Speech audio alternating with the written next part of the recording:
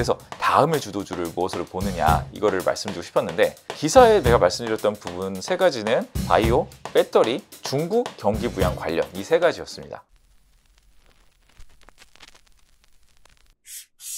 시장의 변곡점, 뭐 바이오 업종이나 배터리 업종, 화학 종류 이런 것들 말씀하셨는데, 그렇다면 지금 시장에서 보시는 뷰가 약간 이런 건지 좀 궁금합니다. 예, 저희가 이걸 말씀드렸던 부분이 상반기까지는 뭐 반도체, 전력기기, 그다음에 수출 데이터를 업데이트하는 종목들, 이런 부분들이 좋았었잖아요. 뭐 화장품, 뭐 이런 부분이 좋았었는데, 그러니까 사실 이게 어느 정도 진행이 많이 됐어요. 매크로가 조금 바뀌었잖아요. 그러니까 아무래도 경기가, 미국이 둔화 우려가 좀 생겼고, 그다음에 환율도 조금 변화가 있었고, 뭐 일본 뭐 엔화 뭐 이런 부분도 있었고, 여러 가지 변화가 있었어요. 그리고 반도체 업황도 레거시에 한해서 좀 상대적으로 안 좋아졌습니다. 그런 부분들이 작용하면서 이 주도주가 이럴 때 좀 변화가 생기면 교체가 일어날 수 있어요. 그러면 저는 다음의 주도주가 무엇일까 이걸 생각을 해봤는데, 항상 다음의 주도주가 더 유리한 부분은, 먼저 수급적인 측면에서 기존의 주도주는 수급이 차 있고요, 다음의 주도주는 프레시할 거잖아요. 그리고 주가 상승 측면에서도 기존의 주도주는 기존의 주도주였기 때문에 주가가 엄청 많이 올릴 수 있을 거고, 다음의 주도주는 상대적으로 낮은 데서 시작하기 때문에 높게 올라갈 수 있다. 그리고 실적의 그런 기고효과, 기저효과 이런 걸 볼 때도 실적의 기저가 굉장히 높게 형성되어 있겠죠. 그러니까 반도체가 지금 실적이 안 좋지는 않잖아요. 그렇지만 반도체에 대한 실적이 기대가 높았었던 거죠. 그러다 보니까 살짝만 하회해도 안 좋다. 그렇지만 새로 시작하는 쪽은 실적이 좀 안 좋아도 앞으로 좋아질 거에 대한 기대감으로 갈 수 있잖아요. 그래서 다음의 주도주를 무엇으로 보느냐 이거를 말씀드리고 싶었는데, 그래서 그때 기사에 내가 말씀드렸던 부분 세 가지는 바이오, 배터리, 중국 경기 부양 관련 이 세 가지였습니다. 그래서 뭐 화학을 예로 들었었는데요. 사실 바이오는 이제 조금 많이 반영이 됐어요. 그렇지만 전반적으로 상반기의 주도주는 아니었어요. 바이오도 일부 종목은 좋았지만 뭐 삼성바이오나 큰 종목들은 좀 약했었죠. 그러다 하반기에 굉장히 좋았고요. 바이오를 먼저 말씀을 드리면, 바이오는 제가 컨셉을 잡은 부분이, 우리나라가 예전에는 모멘텀 투자, 바이오는 베팅 투자를 약간 이렇게 생각을 했어요. 어떤 애로가 나올 것이냐, 라이센스 아웃이 나올 것이냐, 뭐 이런 거를 맞추거나, 뭐 미국에 어떤 종목이 있는데 그거랑 유사한 회사가 뭐냐를 이렇게 막 매칭하거나 약간 이런 방식이었어요.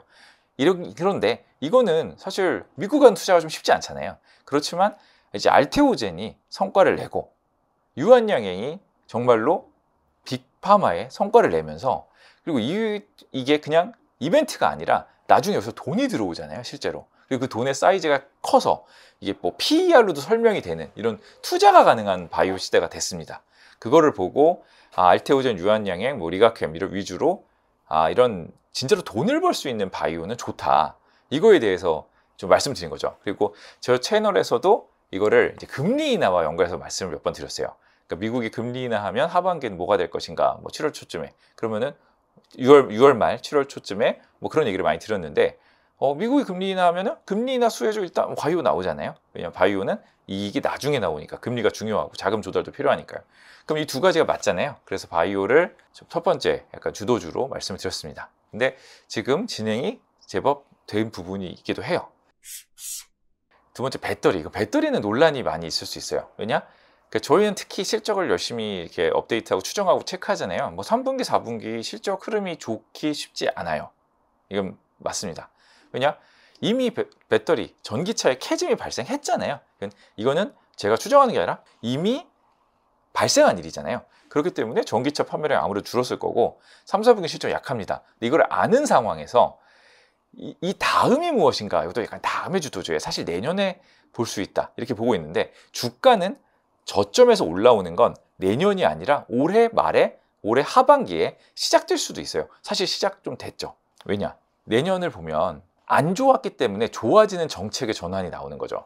독일에 전기차가 안 팔리니까 독일이 보조금을 부활하고, 뭐 영국에도 뭘 좀 해달라 막 이런 얘기가 나오고, 미국도 정책을 쓸 수 있고, 이런 중국도 중국 경기 부양을 하면서 자동차가 더 팔리면, 중국 전기차에 뭔가를 해주면 이게 더 좋아질 수 있는 거잖아요. 그러니까 앞으로가 좋아질 가능성이 보이는 거죠.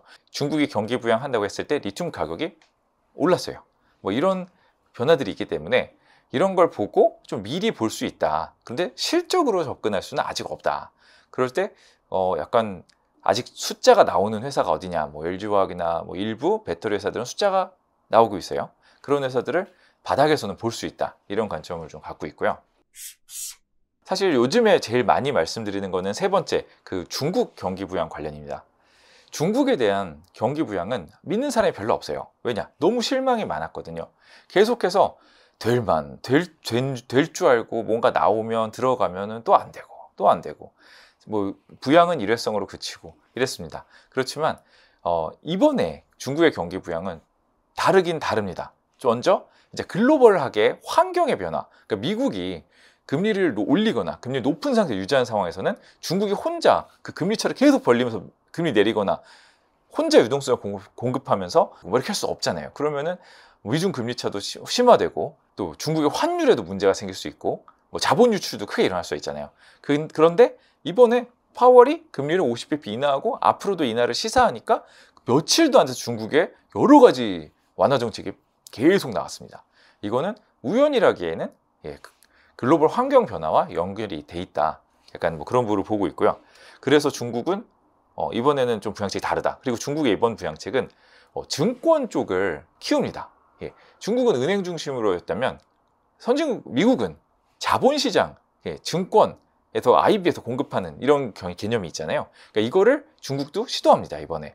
그래서 약간 증권 쪽 정책이 많이 나왔고 이번에 중국의 2위 증권사가 그 4위, 5위 뭐 이런 증권사들을 합병해서 커지는 그런 딜도 나왔습니다. 이거를 중국 정부에서 승인한다고 해요. 그러니까 야 이거 뭔가 여러 가지 변화를 하는구나. 그리고 일본이 주식시장 올릴 때 이렇게 ETF로 뭐 사들이는 뭐 이런 식으로 이렇게 했는데 중국에서도 이제 정부에서 이렇게 뭐 주식시장을 이렇게 올리는 그런 정책들이 나올 가능성이 있어 보입니다.